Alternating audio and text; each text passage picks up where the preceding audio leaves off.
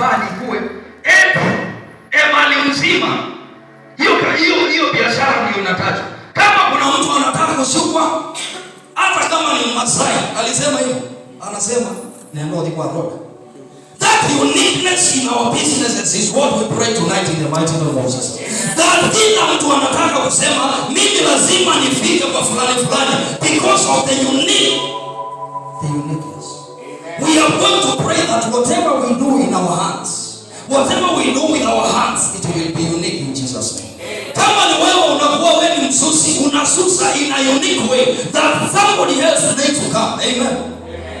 Wewe ni wenza, ukianza na sauti za mwili ya mwana sababu tete akuliende bado kwa unanendoa hivi. Amen.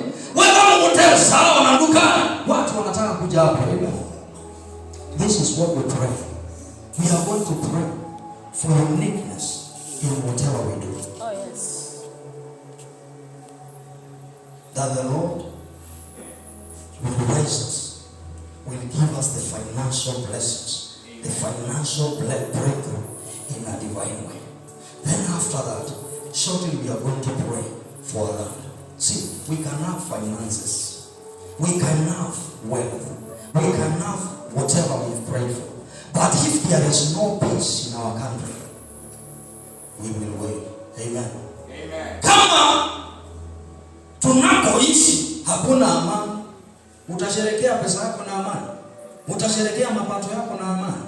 Lazima tuombee nchi. Na tunaanza na familia zetu. That is our nation.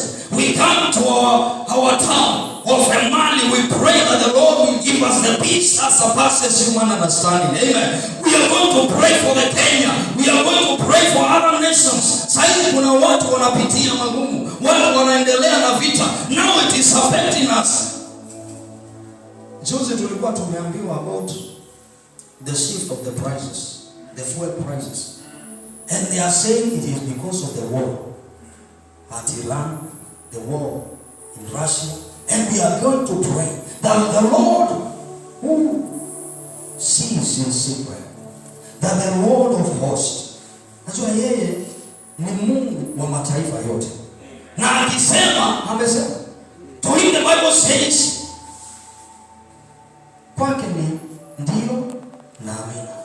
We are going to pray for the peace in those lands. Na haujawahi kuwa kule, haujui wanapitia nini. But katika runinga mara mingi huwa zinapitishwa tu mikanda ya vitu vinaendelea huko. There is a lot of agony out there. There is people who are suffering out there. In Somalia, people